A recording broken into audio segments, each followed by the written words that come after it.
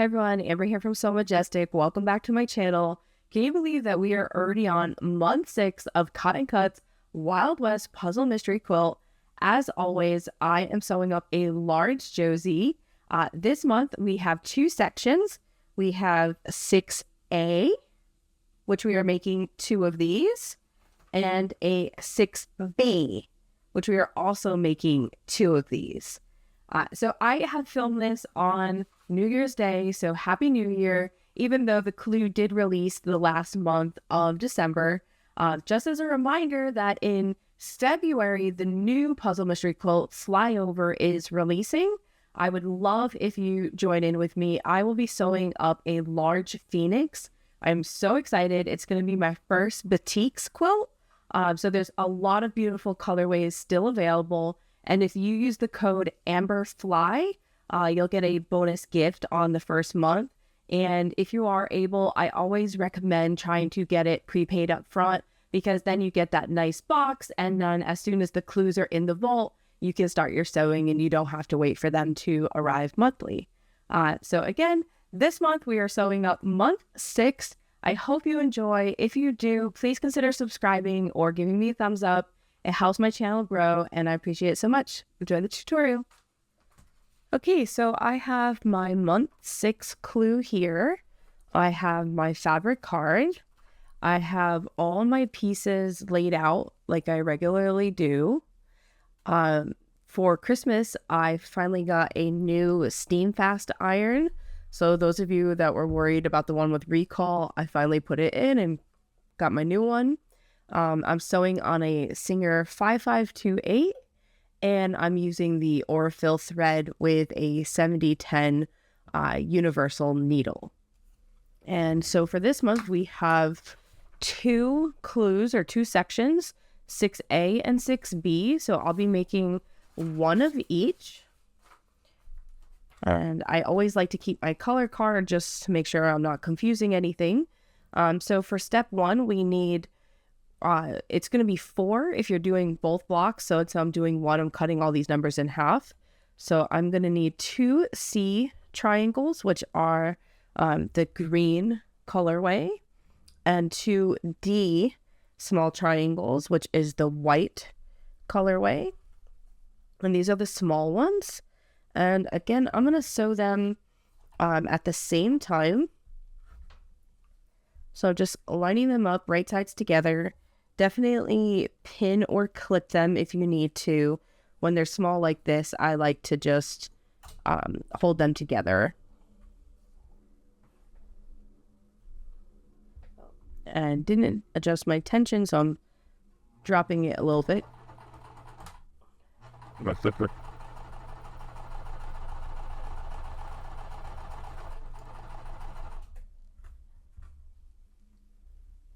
And then this way I'm not wasting thread between these. So I like to sew them all in a line when I have multiple steps, or multiple pieces in a step, I should say.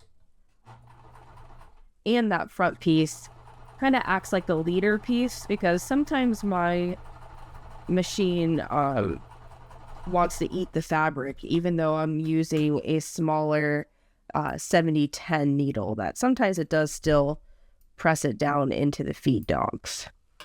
Okay, and we are pressing both of these to the top left towards that green triangle if you have the Josie colorway. I really can't believe that we're already on month 6. And Flyaway will be starting next month in February. If you signed up, definitely let me know in the comments. I'm going to be doing the Phoenix colorway. All right, so now for step 2, we need a small D square. So that is my white fabric, and we're putting it to the right of one of these. So I'm putting my other one out of the way. And I'm making sure I put these right sides together. Sometimes I have a habit of accidentally flipping these when I bring it to the machine. So I'm just making sure that I am sewing that correct side. And now I always backstitch, when I'm making bags, but I don't when I quilt. But a long armor suggested it, and it's said it's really helpful for long armors so your piecing doesn't come undone. So I'm trying to get into the habit of backstitching at the beginning and end of each piece. Okay, and for this one, we are pressing to the right. So I always like to give it a press first and then again from the front.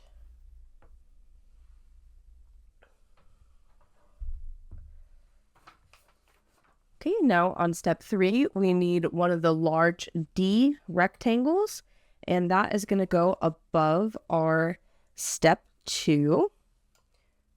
So make sure I'm putting it here and then right sides together. For this one, since it's a long piece, I am going to use clips. I prefer the clips over the pins. Every time I use pins, I stab myself. And this is a little bit longer on one side because I'm using that full 1/4 inch seam allowance. So if you look from here, it does overhang on this edge. I just ignore that and it will get caught up in the next seam allowance when we put this together. I'm not very good at keeping a scant 1/4 inch. So I much prefer to just use that full 1/4 inch.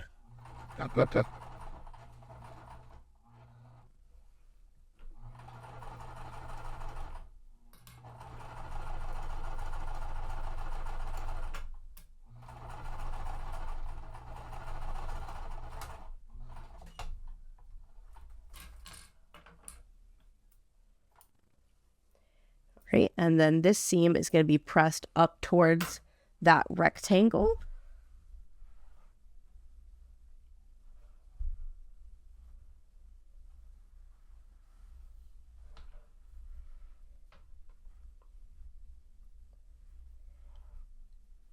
And so again here, you can see that overhang, but I'm not worried about it.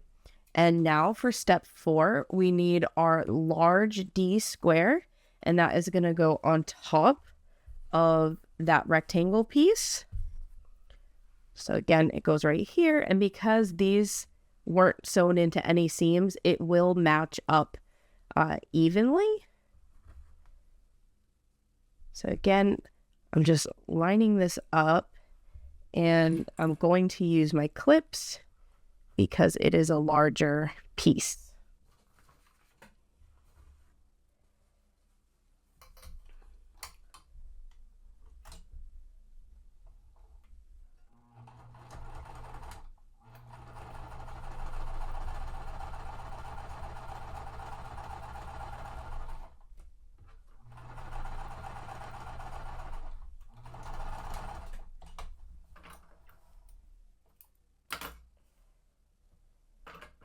And this seam is also being pressed towards the top.